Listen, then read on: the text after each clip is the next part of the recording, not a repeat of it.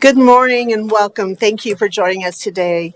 We're here today on Tuesday, March 10th, 2026 for our Administrative Matters meeting for the Larimer County Board of County Commissioners. We're here in the hearing room at our Administrative Services building in Fort Collins. I call this meeting to order and I ask you to join me by standing for the Pledge of Allegiance.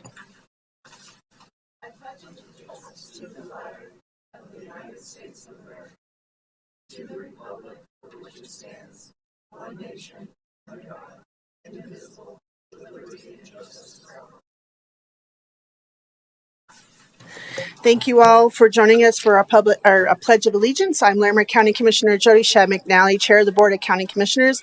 I welcome you and thank you for joining us. I'm joined at the dais by my fellow commissioners, Commissioner Kristen Stevens and Commissioner John Kafalis. We're also joined by our clerk to the board, which is today, after a long land use hearing last night, is Lindsay Tracy. So thank you, Lindsay, for being here again. And we also have our county manager, Lorenda Volker, Tom Clayton from our commissioner's office and public information office, and Sarah Martin, who is also in our commissioner's office and helps us with so many things.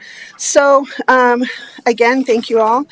We will now go to public comment. We have a few folks signed up. You will have 3 minutes. And we'll start with Jeff Ackerman. Ackerman? Thank you, sir. You have 3 minutes, and thank you for being here today. Thank you. Good morning. My name is Jeff Ackerman. I want to thank you all for serving our wonderful county and striving to make it even better. The most important element that makes our community special are the people. And an essential component of the people are immigrants. They are our friends and family members, our neighbors and coworkers, and they're currently living in fear because of the fascist regime in the White House. We can't fix the entire nation, but we can do more than just watch as masked thugs violently abduct members of our community. We can choose not to comply in advance, and you have the power to take away 3 of their tools: flock, masks, and their false claim of absolute immunity.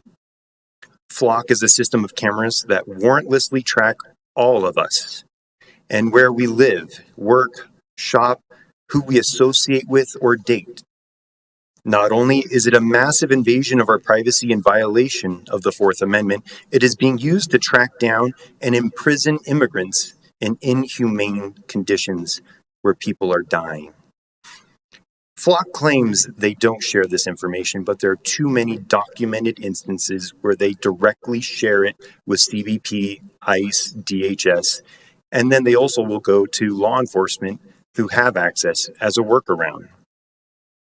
We must remove every last flock camera in Larimer County.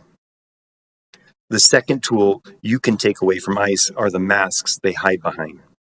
To increase their accountability to protect all our community members, by removing ICE's anonymity, we must ban masks and require they display a name, badge number, or other ID and law enforcement credentials. The third and final tool you can take away is their bogus claim of absolute immunity. Philadelphia Sheriff Rochelle Bilal said that if ICE agents come to Philly and break the law, they will be arrested. The Denver Mayor, Mike Johnston, signed Executive Order 152 and said, if an ICE officer assaults, shoots, or kills a civilian in Denver, we will investigate and prosecute that crime as the facts demand. Larimer County Sheriff John Fain has said they are focused on public safety, not immigration. That's great, but what about the public safety need from ICE agents kicking down doors without judicial warrants? Or when they assault, arrest, and detain peaceful observers or protesters? I would love for you to follow Mayor Johnston's lead and make a law or policy that explicitly states if ICE agents come to Larimer County and break the law, they will be arrested. Thank you. Thank you, Jeff, for your public comment and being here today. I will next invite Mr. Gessler to come to the podium. Sir, you will have 3 minutes if you could identify yourself and where you're from. Thank you. Good morning. Paul Gessler, Fort Collins.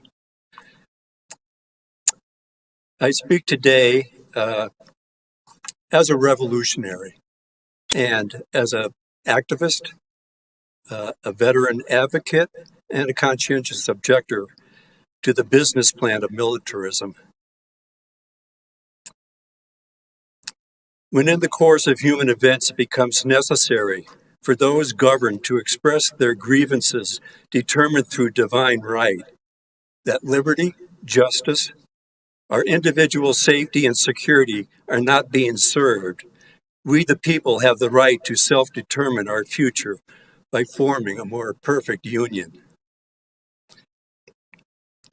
The need for commissioning a restorative justice court in Fort Collins to deal with the present militaristic situation in our country and in the Mideast is to address the dysfunction of government at the national level from 82 years of democracy stifling militarism.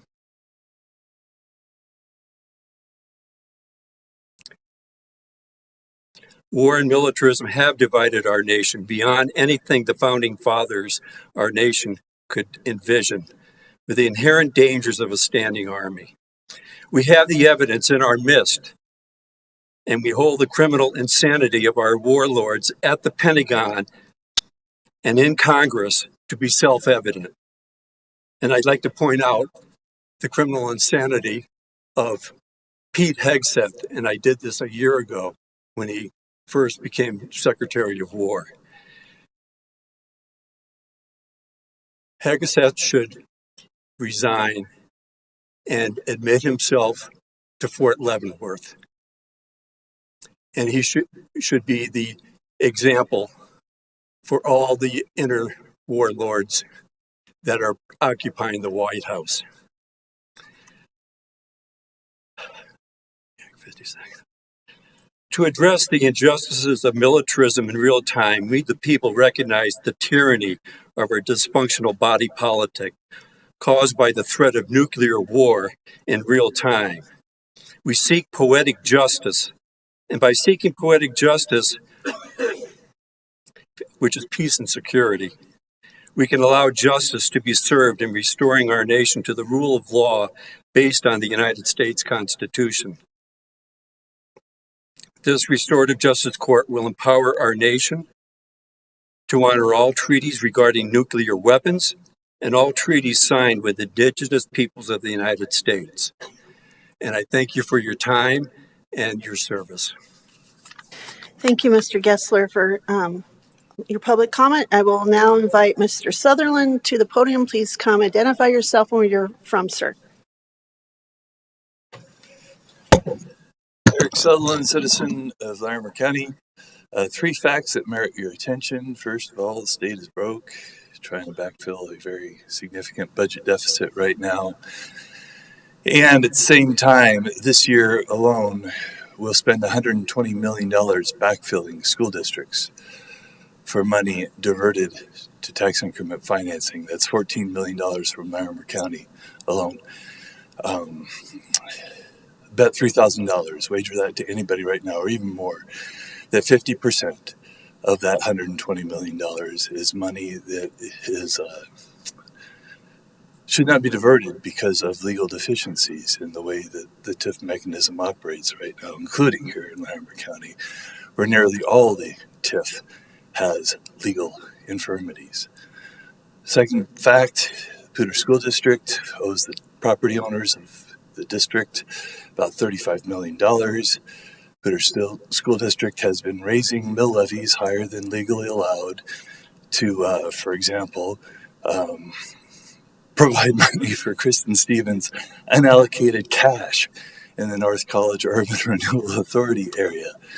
Of course, the bulk of that is going to Timoth, which is just a ridiculous situation.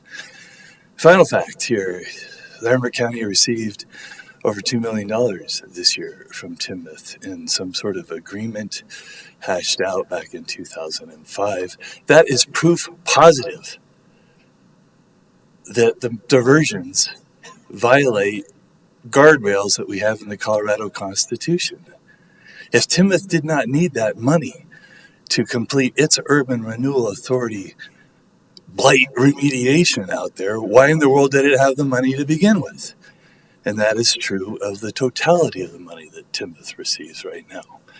And here's the conclusion, guys. You got a choice. You got door number one, you got door number two. Door number one is to exercise leadership, address this situation, answer the legal allegations that have been made, and put the taxpayers and the citizens of Larimer County above the corruption and greed that is hemorrhaging this community right now.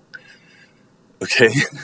Now, door number two is you go down with the PSD as looking like a bunch of nincompoops who can't simply keep our taxation scheme integral and honest. Door number one is a feather in your cap. Door number two is the dunce cap. Okay, anyone else in the room like to give public comment? That's all we have signed up for now. Sarah, can you tell me if there's anyone online who would like to do public comment? There's no one online, Commissioner. Okay, we will close public comment, and I will see if my colleagues would like to make any comments. We'll start with Commissioner Kafalis. Thank you, Madam Chair. Good morning, everyone. I'll begin with a couple of comments regarding Paul's what he shared with us. As we've discussed in the past, we do have a Veterans Court that deals with local issues. I think people who wish to designate themselves as conscientious objectors, there are avenues for doing that, or if one is enlisted, there are avenues for doing that. I also want to validate I share many of your concerns about what's happening in the world. So those are my comments there. And the other fellow, who left, interestingly, I'll be having a meeting with the sheriff very soon to talk about some of these topics. And so doing our best to follow up there. And with Mr. Sutherland, I appreciate that he stayed this time. And I think we could move forward and exercise leadership if we could work together in a more constructive manner rather than what has been the pattern of name calling. Sir, I ask you, there's no comments from I'm sorry, Commissioner Kafalis. I just want to say we do not make sounds just from the audience. Just unfortunate, that's all, Eric. We go back many years, and I'll leave it at that. I'm sorry if I stirred up things. Just okay, sir. I'm sorry to interrupt you. I was just trying to make sure we hold decorum. Commissioner Stevens. Yeah, so first I'll speak to Jeff Ackerman, who came to talk about immigrants living in fear. I think that, this is something that concerns a lot of us. There are some bills at the state capitol right now that deal with flat cameras, masking, although I don't know that we have any jurisdiction over federal folks wearing masks. Certainly we can have local officials and state officials not wear masks unless there's some kind of reason to, because it's cold outside or something like that. But there are several bills that address some of the issues that he was talking about going through the legislature right now. And with regard to the claim of immunity kind of scenario, I don't know, if that will be allowed. But one of the bills that's addressing some of these issues is saying that there would be the right in civil court to be able to sue someone who had had their rights taken away. And so there's several bills, and I would just encourage folks who are interested in those bills to go to look those up and see if you want to support those bills. They always take testimony at the state, and you can do that remotely as well. So we are following those bills, and I don't think we've taken a stand on those bills yet, but we likely will. So then with regard to Mr. Gessler, I do understand, I think, what's happening as far as internationally. Foreign policy is troubling at least. And there's not a lot that we can do. I mean, we do have, restorative justice in the community and courts that help folks, but not sort of with these federal levels. But, I think that folks should get together and talk and see, exercise their right to free speech and make sure that they're, that they are working and letting the federal government know how they feel. So I do think that piece is important. With regard to Mr. Sutherland, I do think that there's some reforms that need to happen around Urban Renewal Authority. It seems like every time we try something statewide, they sort of get watered down. And so continue to kind of look at those that rein things in, because I don't think a whole town should be an urban renewal authority. And I think that there should be some guardrails around urban renewal authorities. It's true that in a case where the state government doesn't have a lot of money, backfilling, $120 million is expensive. And so I think it's time to take a new look at urban renewal authorities. And, I think that there's some usefulness that they provide, but I don't think in all cases are they getting rid of blight. And so the more guardrails we can have around that and make sure that the tool is working as it should is important. So that is it for me. Thank you. Thank you, Commissioner Stevens. I just want to, again, thank all of our public commenters. I appreciate everyone exercising their right to freedom of speech, and I appreciate everyone coming to share their concerns, that a lot of values that we all share. Certainly, I find a lot of the actions of the last 2 weeks horrifying, and some conflicts around the world, especially when children are impacted in negative ways, who are innocent and caught in the middle. So, and back to Mr. Jeff's comments, I've been working regarding kind of some of the guardrails about flock cameras, but since we have lots of different departments, and here in the county we have 10 separate elected offices. The sheriff is a separate elected office, and he's able to choose how he'd like to exercise the funding that he gets for his budget. So we certainly ask questions. We've asked questions for over a year. I've been in lots of data discussions looking at effective policy or legislation to help understand where that data is going. I think AI and data and all that is quickly moving, and we're trying to see how we can get ahead of that to protect people's privacy. And I think that is also important. But I also want to share, not saying this is the argument, saying that we can't still look at policy making things better, but they have solved some pretty important crimes in Larimer County, including human trafficking of young girls. So I just wanted to say there is those positive things, but that doesn't erase the concerns. And I wanted to just say we have worked since we came on the board trying to fix some urban renewal things. We had a bill get all the way through the House and Senate and was vetoed the last night by the governor. And so there's a lot of things we're still working on, trying to do what we can and make sure that tool is used for what it's appropriately meant for and the original intent. And we continue to have conversations, and been trying to fight for transparency and accountability with those funds, and just make sure that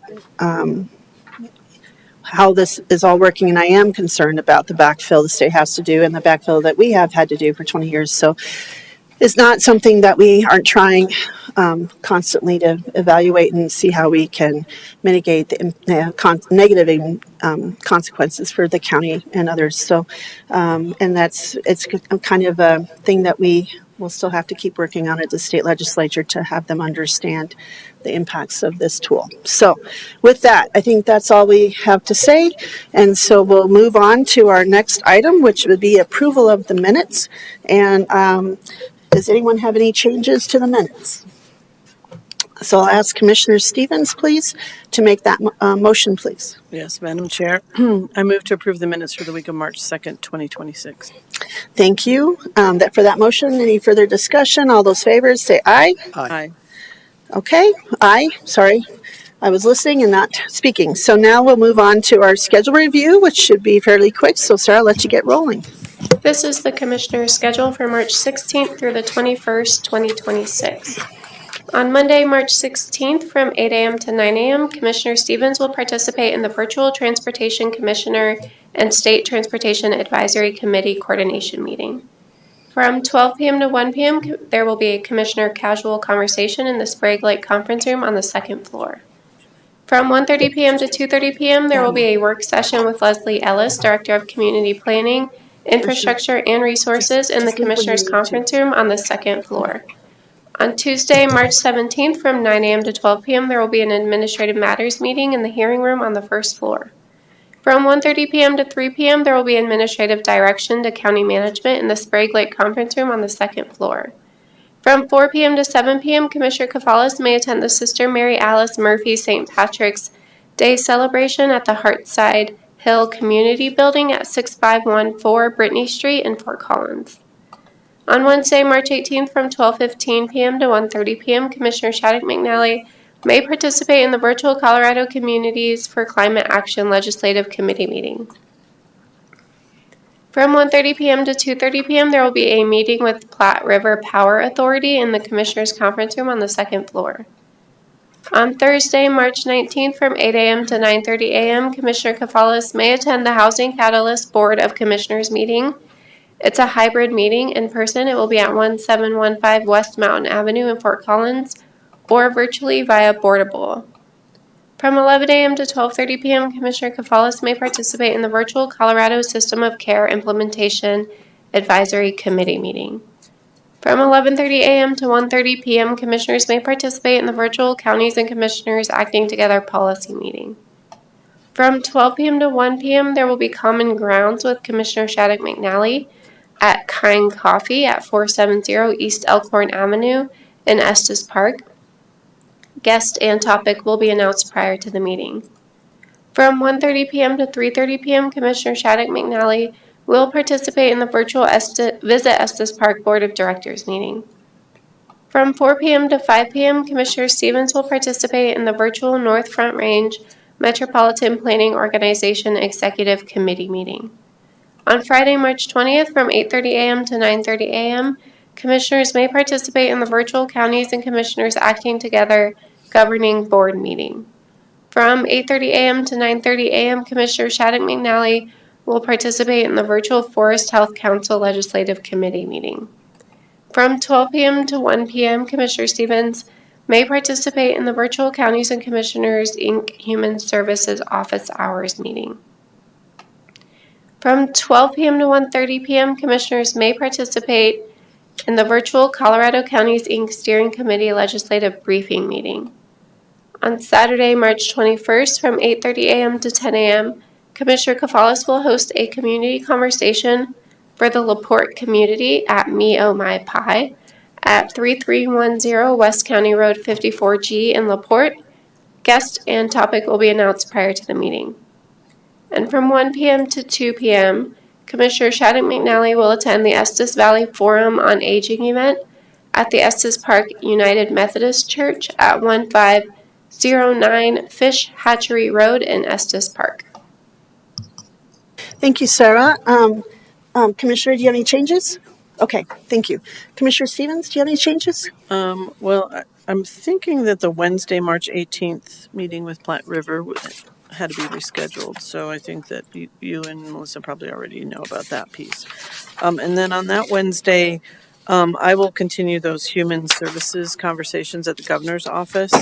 And so that will be from 3 to, I think that we're doing an hour and a half now. So I think 3 to 4:30 p.m. And that's all for me. Thank you. Thank you, Commissioner. Sarah, on Saturday, March 21st, I'm going to attend, but I'm actually speaking at this aging forum. So I think I will probably be there from 1 to 3. So just need to change that. So I guess I'm introducing some of the speakers, and I'm just showing up as I'm told. So, okay. And I think that's all I had. So thank you. And we'll move on now. We're moving on to the consent agenda. The consent agenda consists of items of no perceived controversy and routine administrative actions such as abatements, agreements, deeds, final plats, liquor licenses, resolutions, and other matters previously renewed by the Board of County Commissioners. An item can be pulled off the agenda and considered separately, and items from the agenda will be considered after the board takes action for the remainder of the consent agenda.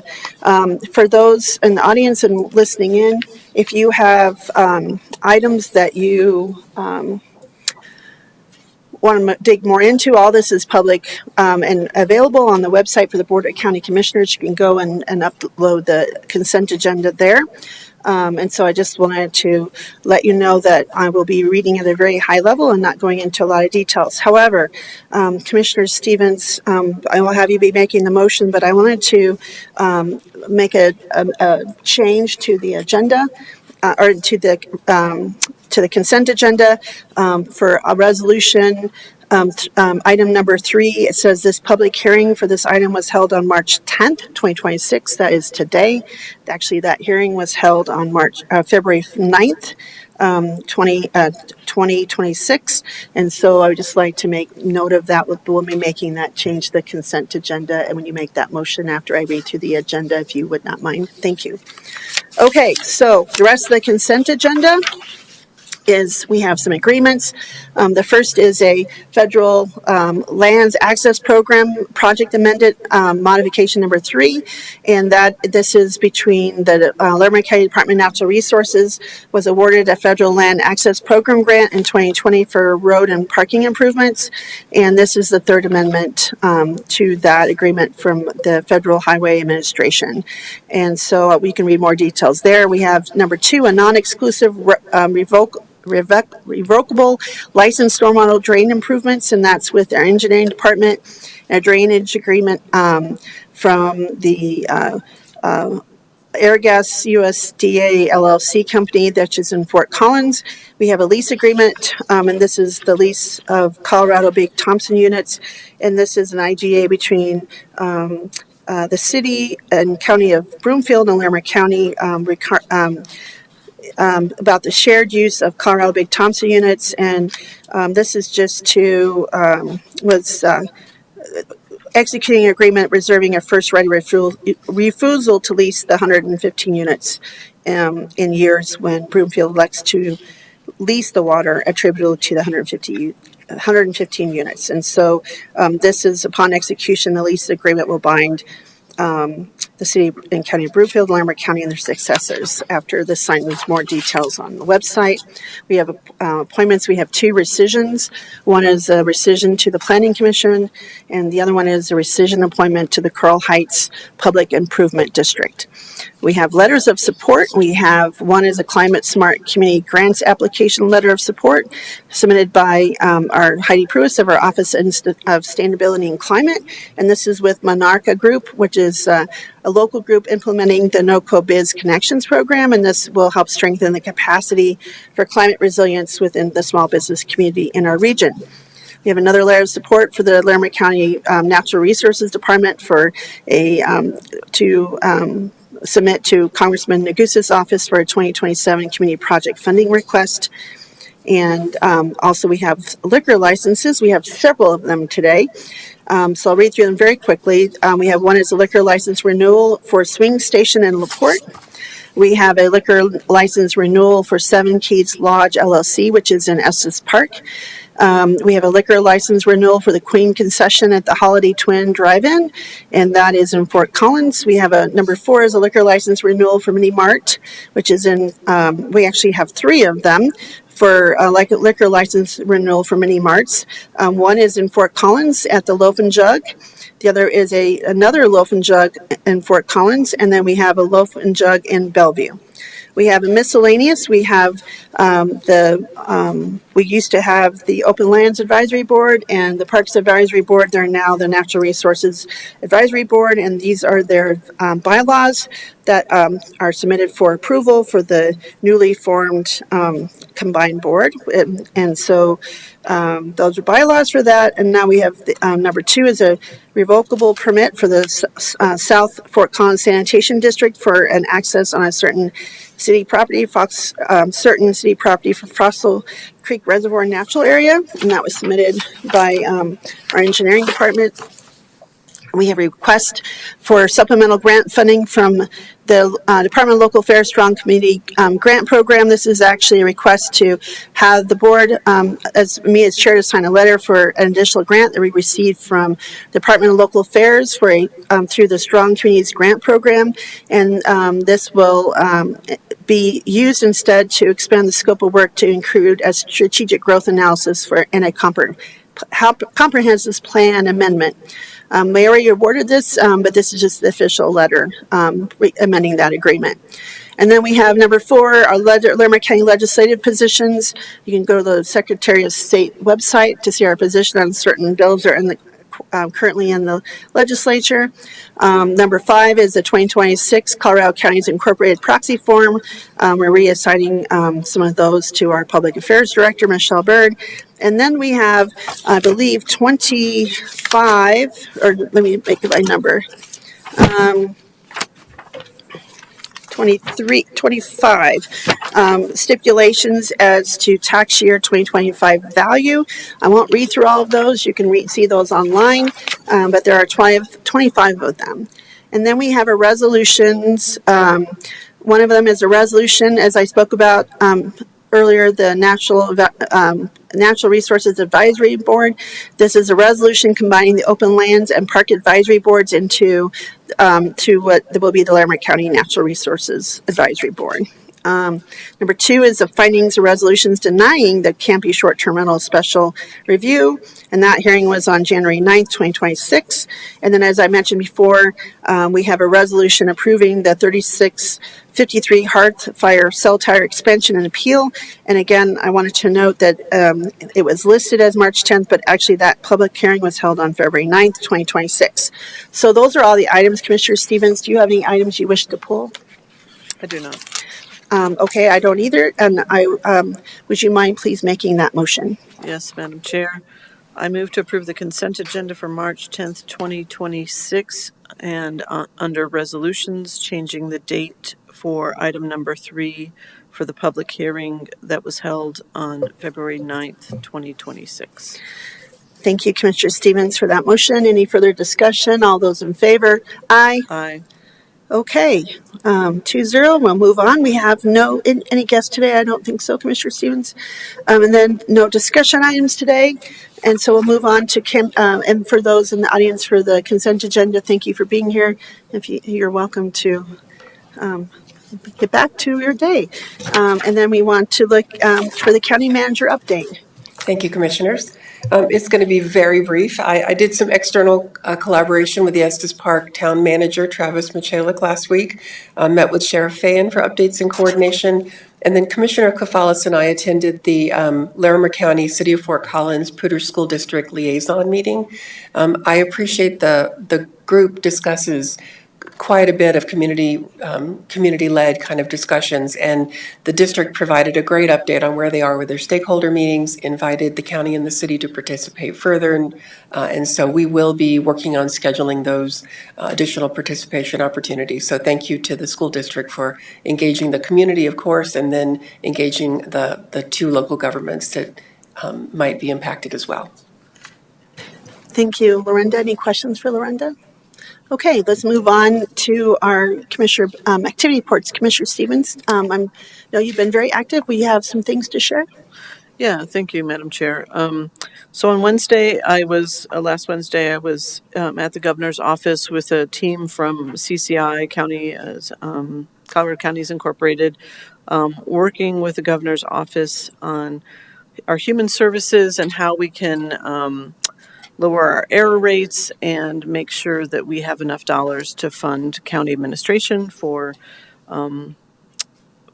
human services, knowing that H.R. 1, or the big beautiful bill, really penalized counties with high error rates with regard to Medicaid and SNAP benefits, and then also really put a lot of the administrative costs back on states and counties.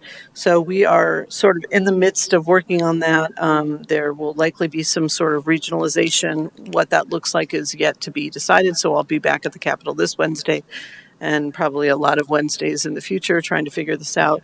But definitely trying to figure out how to lower the error rates. And there is I will say that there is consensus on that's a really important piece of this between the human services directors and the state and a lot of the advocates that were in the room, including Children's Campaign and the counties, knowing that if we don't lower those error rates, we will have financial penalties that are in the hundreds of millions of dollars. So it is advantageous for us to figure out a good plan to move forward. And we are working on this, like I said, a regionalization and some more effort, some new technology and a lot more effort on quality assurance will be some of the things that we're looking to put in place to make sure we lower those error rates. On Thursday, I was in transportation meetings all day. The first one was the STAC, the statewide transportation committee. We approved the budget for transportation and moved that onto the Transportation Commission. We also had a lengthy discussion on how to fund Bustang. So Bustang does not have dedicated funding at this time. It's actually used some MMOF or Multimodal Options Fund funding, which a lot of is going away. And then also had received some other funding from, ARPA dollars and other sources. And fares do not, fund the whole Bustang. So really trying to figure out how to fund Bustang and whether some of those dollars will come from tolls on I-25 and other state and federal highways. It sort of remains to be seen, but a lot of people understand the value of Bustang and the price tag is fairly high. So we are trying to figure that out really in all our transportation meetings. For the Upper Front Range TPR, or that Upper Front Range Transportation Planning Region, we only meet quarterly. That's where we meet with Morgan County, Upper Weld County, and then rural parts of Larimer County. We did adopt our Human Services and Transit Plan, knowing that there is a need for transit, especially for older adults in these communities, and trying to figure out how to fund that is also important. And then heard about the fact that CDOT is doing an inventory of all active transportation projects. I believe that came from a legislative bill, really trying to see where we are with our sidewalks and our bike infrastructure. And so I'm sure we as a county will be submitting any projects that we have to that inventory. And then finally that evening we actually hosted the Upper Front Range meeting here in Larimer County. We also hosted that evening the North Front Range Metropolitan Planning Organization meeting. We talked about an air quality conference that we'd like to put on as the MPO. We will likely do that in Larimer County, maybe at the ranch. We are seeking some funding from the Air Quality Enterprise to fund that conference, and so to be continued. But some of the things that we want to try to get at is, what policies and what procedures kind of will work towards getting us that lower ground level ozone. And we've implemented a lot of policies that haven't moved the needle a lot. So really trying to work with scientists and others to have a plan going forward that will actually affect those precursors to ground level ozone. So the conference should be great. We're hoping to attract some scientists from around the country. It'll be sort of a Western states, because Western states deal with this ground level ozone the most. So we'll have more details maybe in October. That will be is when the air quality conference will happen. And then we kicked off our regional transportation plan. We are planning for the year 2055, which always feels kind of interesting to go that far in advance, but that's how far in advance we plan for transportation. So we will be kicking that off and engaging with people across the community. So if you see the MPO booth, don't be afraid of it. People want to pick your brain on what kind of transportation projects you'd like to see into the future. And then just wanted to let folks know that there will be a meeting for Front Range Passenger Rail for the public to learn more about Front Range Passenger Rail on March 30th. I believe the time is either 5 or 5:30, but we'll get more details out as we get those. And then finally on Friday, the Regional Air Quality Commission met, and this time we actually went over more HR policies than we did air quality information. So not much to report there, but a lot of internal work on HR policies. And that is it for me. Thank you, Madam Chair. Thank you, Commissioner Stevens, and thank you for your service with the transportation world. And I hear you on the 2055 when we did our forest health vision for 30 years to 2055. It just seemed kind of weird to think about how far ahead we were planning, but just like with transportation, taking care of our forests and trees and health takes a long time of planning and forethought, especially with natural disasters. I'll start back on Tuesday, March 3rd. We had our rodeo board meeting. I'm the liaison for the rodeo board, amazing group of folks, and I appreciate their service to the rodeo board. They've been looking for some ways to kind of cut some corners and some savings with, some sponsorships and things. But one thing that we talked about that I wanted to share with the board is that not only we're celebrating 250 years of our great nation and 150 years of our state, Larimer County is one of the original 11 counties for the state of Colorado before Colorado became a state. So we might add it's 165th year anniversary of the start of Larimer County, and so we might add that a little bit into the beginning of the rodeo with maybe a little history. They're looking at, there's a bunch of old photos and stuff, and they might just kind of see how far they can go back. And they talked about some of the original folks that the arena and some other folks are named after, and they discussed how their living room or den is just like a walking museum of all the history of the rodeo in Larimer County and some of the stock sales and stuff. So it might be interesting. It would be maybe something shown before the rodeo to kind of just honor Larimer County's birthday as well, or anniversary of its funding. So I wanted to share that. Which is exciting. I keep kind of saying, well, don't forget, we're older than the state. That's kind of my new thing. Counties, we were here first, so, but important that we're partnering with our state, and so it's interesting. I wanted to just say, I had a great housing discussion with Aaliyah Rodriguez as we were discussing all the things that we're involved with trying to coordinate, and just really important work that she's doing. I wanted to give another shout out to Trish Reynolds. We had a retirement party for her. She is moving, and I just wanted to say, I think they had said, and maybe Lorenda can correct me if I'm wrong, but last year alone, her and her team were able to secure or bring $2.4 million worth of benefits to veterans of Larimer County.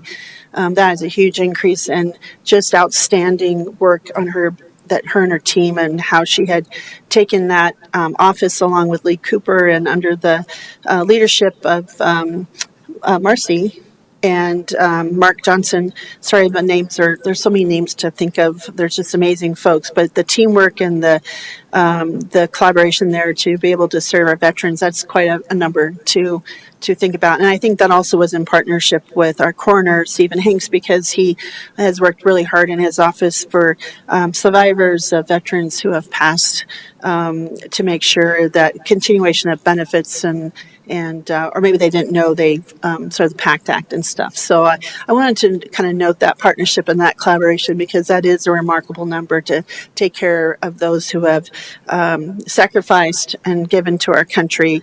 And I think that's how we as a county still give back and take care of our veterans, even beyond and every day, Veterans Day and Memorial Day. And I just thought the public would like to hear that, because Tricia was a very hardworking and very amiable person to get to know, and she'll be missed.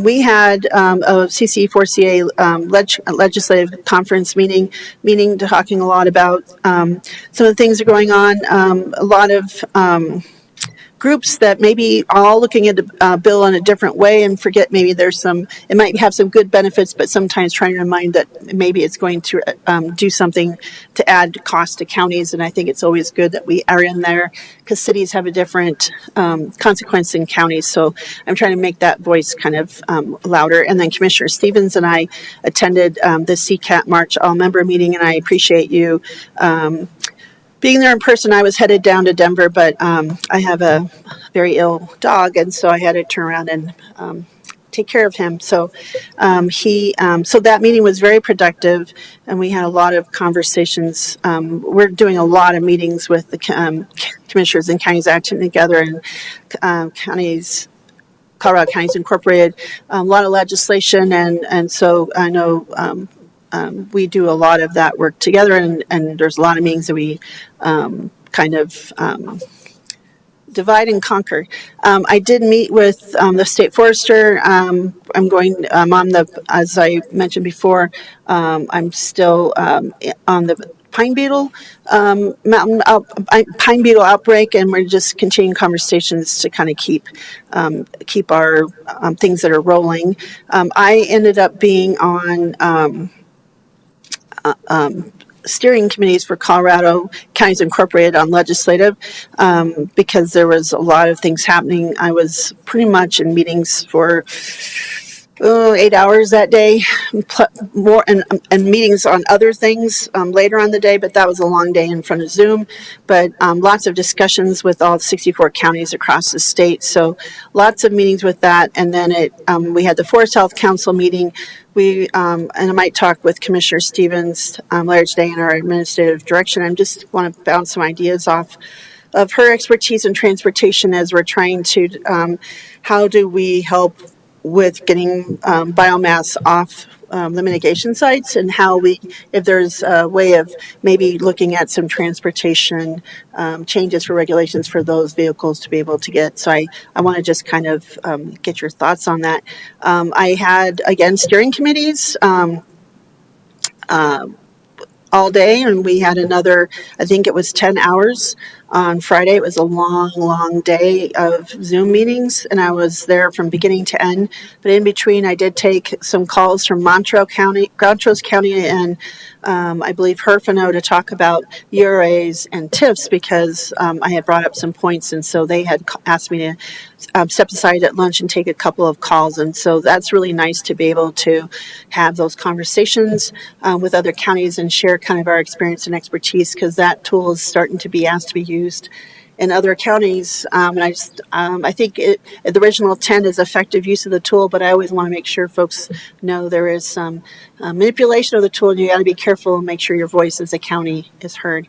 And then we had another Dark Sky Initiative meeting as we're looking at the Estes Valley and Estes Park, and there's a lot of things that are aligning, and very excited to have those dots connecting and working with our city of Estes Park together, and so that's Mayor Hall and I were in that meeting along with staff, and I wanted to just take a moment of personal privilege and wish Mayor Gary Hall happy birthday. It's his birthday today, and I hope you listen to Grateful Dead music all day, sir, and have a great birthday.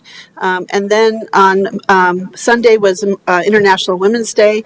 I attended a few events and just took a chance to talk with some very involved women in our communities. They're doing a lot of advocacy work and nonprofit work that maybe are not seen and heard, but are doing some amazing work, and I appreciate all that they do.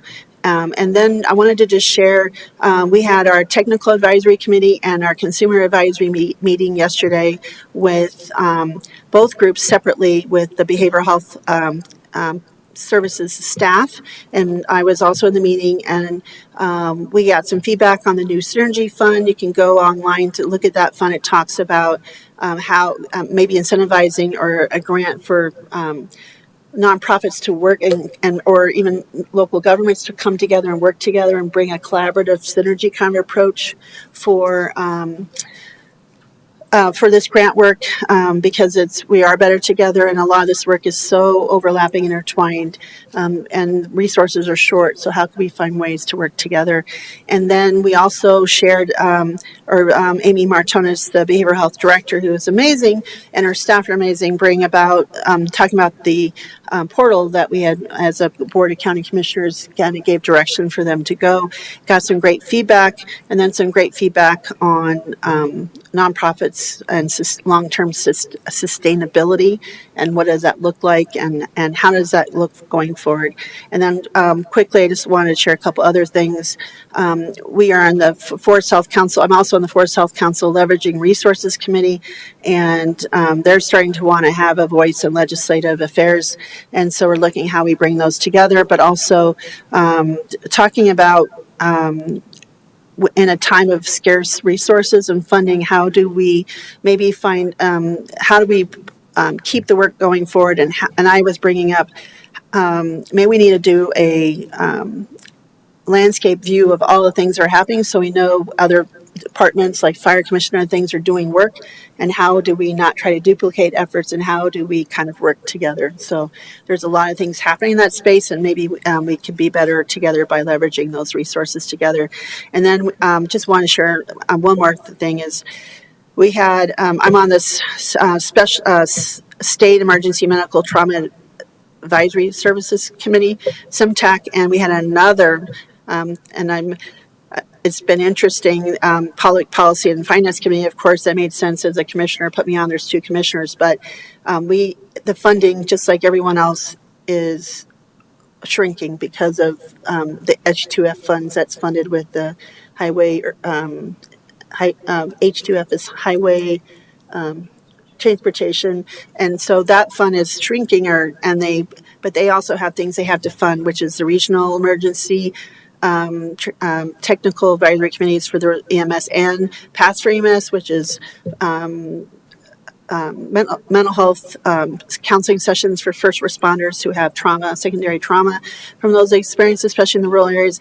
And we had to prioritize because it's the funding, we can't fund everything as before. And so we had to kind of go through and make our priorities known in voting. And it's been very hard to have a lot of those meetings where we have to say we can't do all of this anymore. We have to prioritize the top. And so I just wanted to share this is happening in almost every meeting I've having in so many different areas and sectors, and I'm sure Commissioner Stevens, you were feeling the same way. So that's all I wanted to share. That I just wanted to share about, even emergency services around the state is feeling this, and hopefully we get that bill passed in the state legislature, the CCI priority bill of asking for emergency staff be declared a essential workers so that they can qualify for other funding and mandatory funding. It's I'm ambulance and paramedics and first responders. It's always surprising to me that they still are not classified as an essential worker for the state, and so hopefully we get that done this year. So that's all we have to share. So 9:53, we are adjourned. Thank you for joining us today, and have a wonderful day.